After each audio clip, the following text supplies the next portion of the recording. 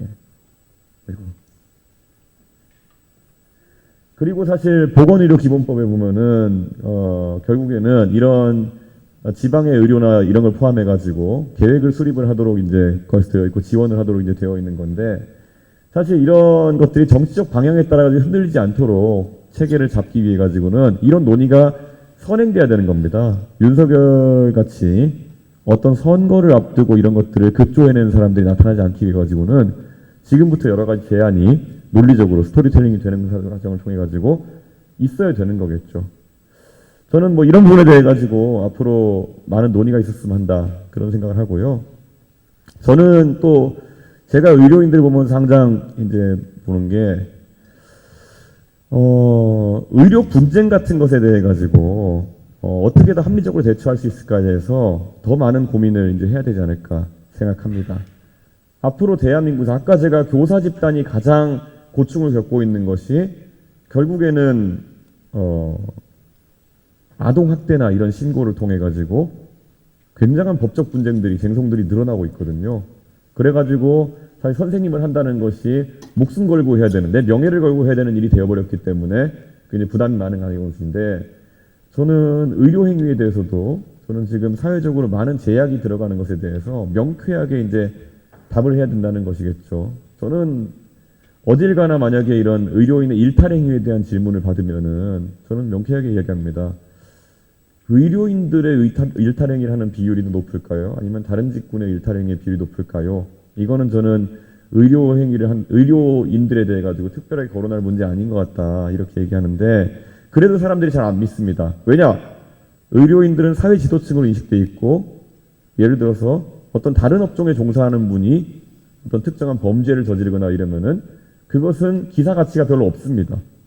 근데 뭔가 의료인이 강력 범죄를 저질렀다, 그러면은 충분히 대중에게 소비되기 좋은 주제이기 때문에 그 기사는 그냥 몇십만 뷰가 기본으로 뽑혀 나오기 때문에 굉장히 그런 기사들이 과대표돼서 나오는 경험들이 많을 겁니다.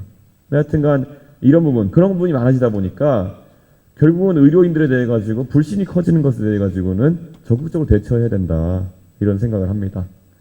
사실 이런 부분들 나만 아니면 돼라는 생각으로 가시면 되는 분들이 많고, 특히 대부분은 그렇죠. 나만 아니면 돼. 왜냐면 난 아니니까. 나는 일탈행위를 할 생각이 없고 그렇게 하지도 않았으니까. 그런데 이거를 방어해내지 못하면은 저는 굉장히 어려운 지점이 된다. 제가 이걸 잘하는 게, 저는 제가 옳은 말만 하고 살면은 대충 별 문제 아닐 거라 생각했어요. 근데 유튜브나 이런 데서 유튜버들이 음해하는 거 잠매 맞으면은 비호감도 올라가는 겁니다. 예. 근데 이거는 또 어떻게 다 대응하기도 쉽지 않다 생각해가지고 방치하고 있던 것들이 있는데, 가만히 놔두면 어느 순간에 성상납법 되는 거고, 가만히 놔두면 어느 순간에 제가 나온 대학을 안 나왔다고 부정당하는, 예, 그런 상황에 이르게 되는 겁니다.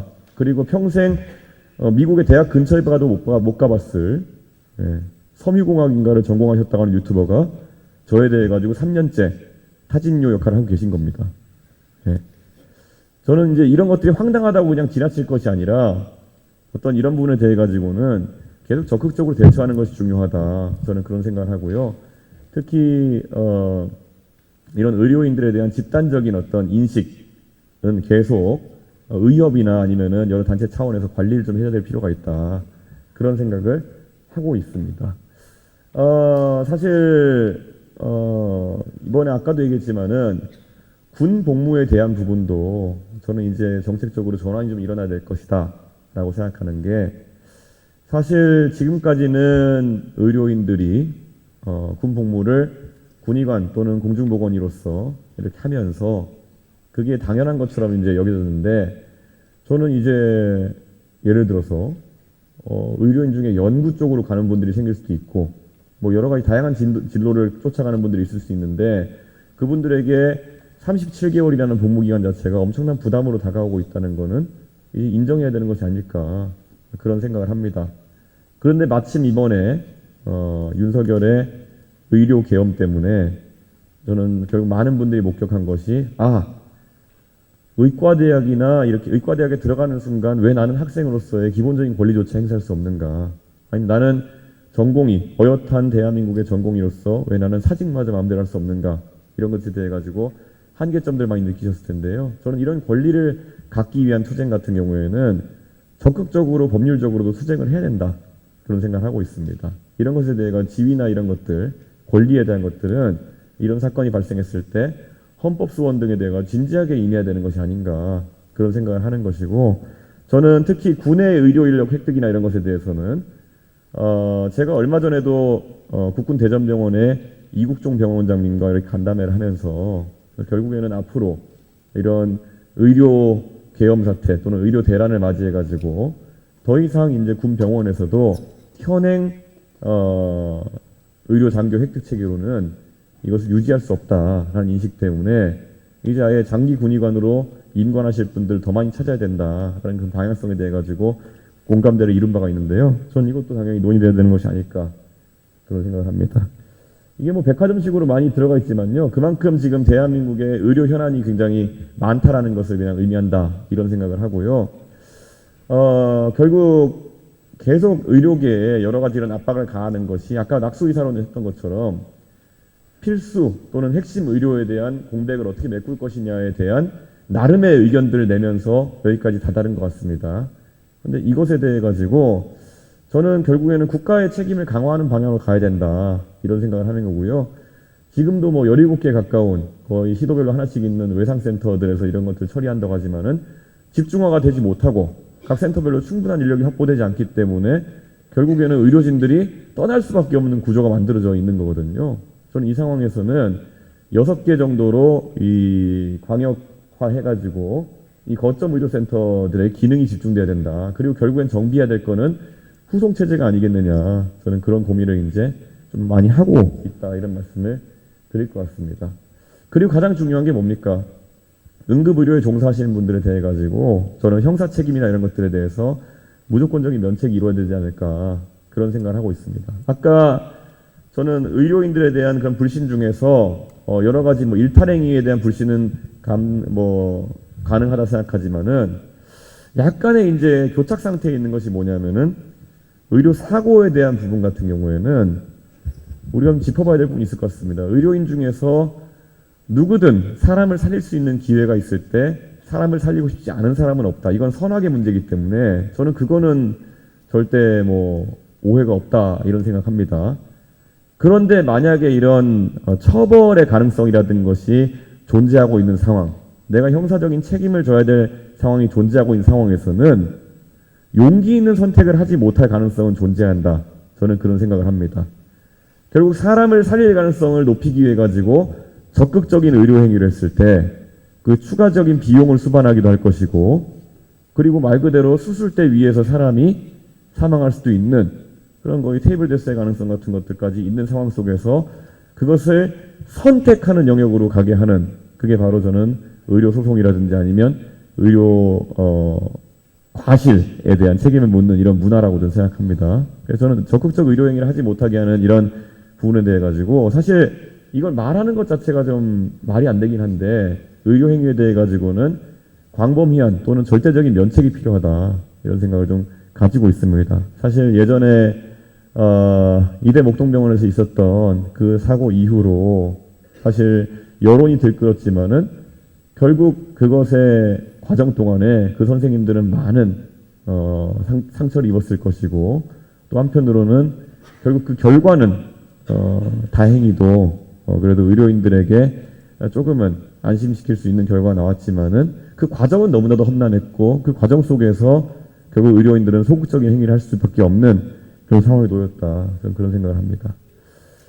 예, 어쨌든 저는 이런 여러 가지 정책들에 대해 가지고 앞으로 같이 논의를 좀 해봤으면 좋겠다 이런 생각을 하고 있습니다.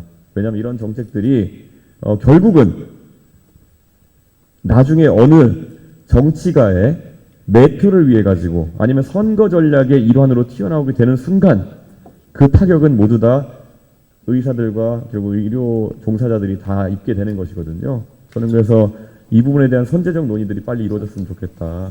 그런 생각을 저는 하고 있습니다. 예, 그리고 아까 얘기한 것처럼 원격 협진 같은 미래지향적인 아젠다에 대해 가지고 이거는 제가 뭐 세간에서는 의사들의 편만 들고 있는 게 아니냐 이런 얘기를 듣기도 하는데요.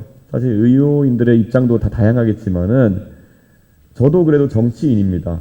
그렇기 때문에 제가 윤석열과 같은 그런 의료 계엄을 터뜨리는 이런 사람들에 대해 가지고는 제가 굉장히 이질적인 종자로 받아들이고 제가 반박도 많이 하지만은 의료계 자체 내에서도 그러면은 결국 앞으로 나아가는 것에 대한 고민은 꾸준히 있어야 된다 그런 생각을 합니다.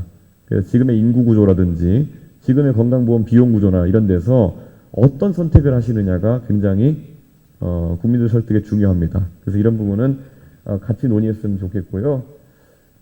사실 의료 데이터 이런 부분 같은 경우에도 AI에 대한 부분 같은 것들 앞으로 임상에 어느 정도까지 AI가 침투하고 어느 정도까지 보조할지는 잘 모르겠지만은 저는 대한민국의 임상에 대한 어떤 능력이나 이런 데이터에 대한 관리 능력이라고 한다면은 더 빠르게 의료행위 안으로 침투해 올 것이다 이런 생각을 하고 있습니다. 그런데 거기에 대해 가지고 또 어떤 속도로 어떤 윤리적 관점을 가지고 허용할 것인지에 대해서도 많은 논의가 있었으면 좋겠다 이런 생각을 하고 있습니다. 저는 그래서 뭐 앞으로 이런 부분에 대해 가지고 꾸준히 제 생각을 관철시키기 위한 노력을 하겠습니다. 그래서 제가 뭐 이번에 선거에도 제가 이번 뛰고 있지만은 이 선거에서 어떤 결과가 나오는지와 관계없이 저는 이 분야에 있어 가지고는 항상 의료인들과 소통하면서 이런 아젠다들을 다뤄보려고 하고 있습니다. 그래서 앞으로도 많은 소통 부탁드리고요.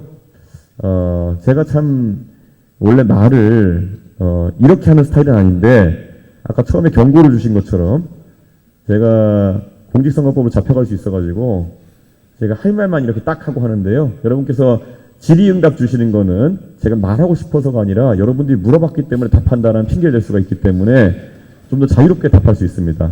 그러니까 최대한 오늘 한번 남은 시간을 질의응답에 할애해가지고 제가 한번 답을 할 수 있도록 하겠습니다. 제가 얘기했지만 저는 답하고 싶어서가 아니라 여러분께서 물어보기 때문에 어쩔 수 없이 답하는 거라는 거 사전에 고지해 드리겠습니다. 예, 감사합니다.